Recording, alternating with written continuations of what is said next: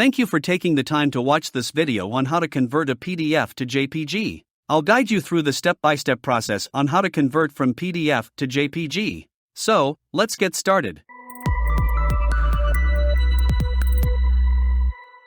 Go to the ilovepdf website by entering the URL in your web browser.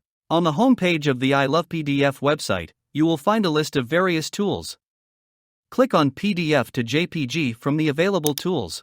Click on the Select PDF File button and choose the PDF file you want to convert into JPG from your computer. After selecting the file, you will see options for PDF to JPG conversion on the right side of the screen. These options may include page to JPG, extract images, and image quality.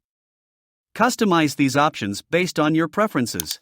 Once you've set your desired options, click on the Convert to JPG button located at the bottom right corner of the screen. After the conversion is complete, click on the Download JPG Images button to download the converted JPG images to your computer.